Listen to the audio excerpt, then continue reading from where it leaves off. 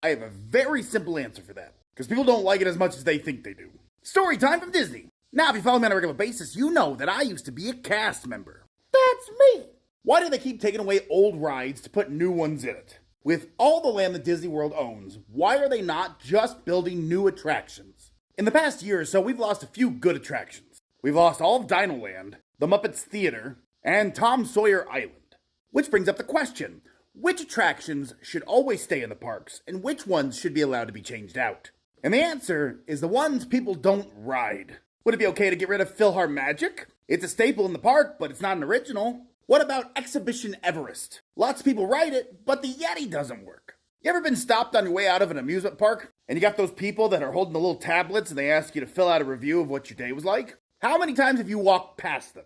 You ever wonder what they're doing? They're asking guests their opinions on what they enjoyed and what they rode in the day. And I know you've all walked through a photo cell at any attraction. Those are the little things you walk through and they count you so then they know how many people went through that ride that day. And they take all that information they put together and figure out what people are actually doing during their Disney vacations. And when they tabulate all that information, they find that people, even if they like an attraction, aren't going to it. People that go on a lot of Disney trips are guilty of the fact that they'll see an attraction like Muppets, talk about how much they love it, but skip it because they could ride something else. Like we all loved Muppets 3D, but the information was telling them that none of us were going to see it. And we all know that's a fact because when they finally picked a closing date, all of a sudden, the Muppet Theater was full all the time.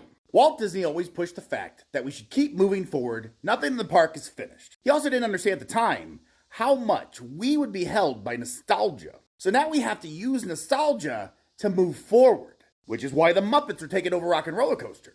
Disney will never remove something that people are going to and enjoy. They only remove stuff that people aren't going to. And as the parks grow in age, things need to change. Kids don't know who Aerosmith is. People don't go to Tom Sawyer Island now. And I always get that one person that like, my family goes, well that's cool, but your family goes once every year.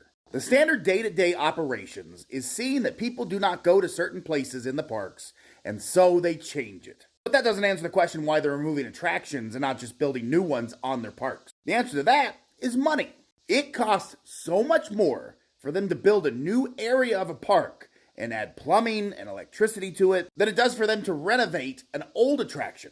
Not only is it cheaper, it's faster. Disney is never doing anything to upset you. Every park choice comes down to two things: guest satisfaction and money. They do not care what your complaint on the internet is about guest satisfaction. They are looking at the numbers of people that are going into an attraction a day and reading reviews of people that are stopping to fill them out as they leave a park. If you really want your complaints heard, make sure you are stopping and filling out that survey as you exit the parks. And if you really don't want them to remove an attraction, make sure you're going to it and not skipping it every trip.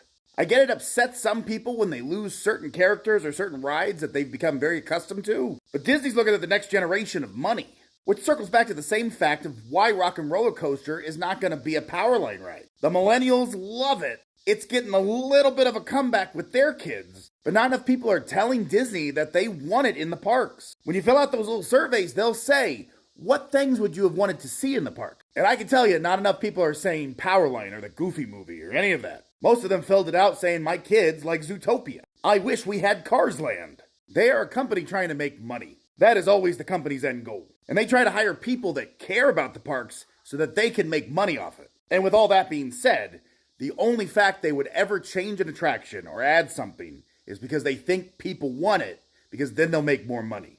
That's the Disney secret. But